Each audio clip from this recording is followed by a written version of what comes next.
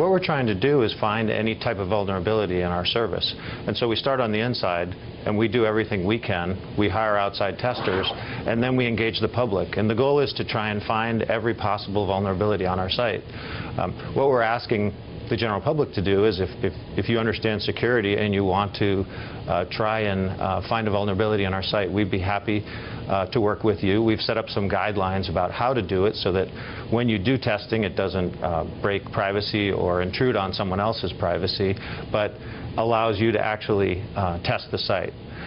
And that way we can actually get the information that you might have without harming privacy and actually increasing security. Now, is the Facebook bug bounty program different than the programs run by, say, Google, Microsoft, Mozilla, or any of the other big technology companies? It's very similar. We all start with the same premise, and that is that we want to crowdsource security, that we know that there are many people around the world who have security talents who aren't living and working where we have offices. So our goal is to engage that security community, invite them to work with us, and pay them if they can help us do a better job. There are some differences between the different programs. All of our programs are evolving over time, but for the most part, what we're trying to do is reward good security behavior. Do you worry, though, that people will find a hole and not inform you about it and instead try to exploit it for their own gain? Well, we worry about that whether or not we have a bug bounty program. So what we think is that the more we have programs like this, the less likely there'll be situations where someone will try and find a vulnerability and not report it to us. So you're aligning your incentives. What is the biggest drawback to Facebook's bug bounty program? Well, I think that when you start a bug bounty program, there are a number of things that you have to make sure you understand and are ready to do. For example, you need to be responsive. If you engage people around the world and you tell them that you will pay them money to do something, you better be there, ready to respond when they send you a report.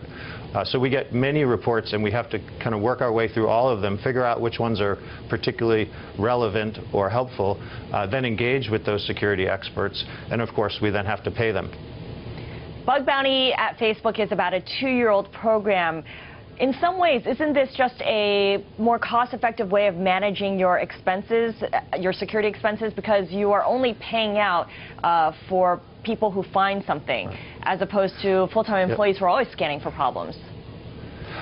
It's actually, it's 100% an incremental expense for us.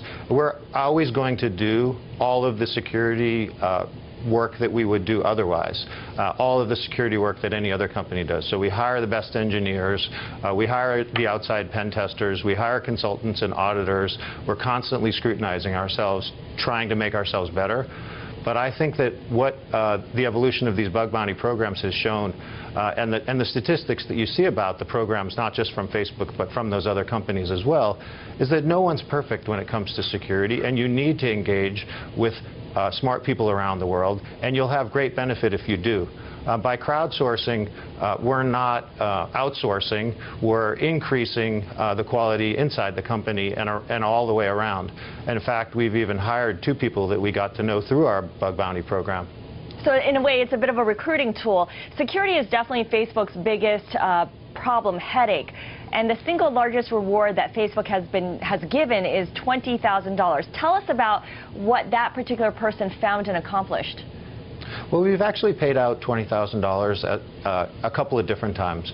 When we started the bug bounty program, we didn't want to set up a cap on the maximum we would pay out, but at the same time we didn't want to start a large debate over how do you characterize one bug versus another.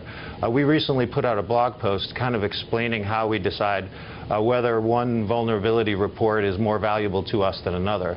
And it's a bunch of different factors. So certainly one part of it is how large is the vulnerability in terms of impact to user privacy and security.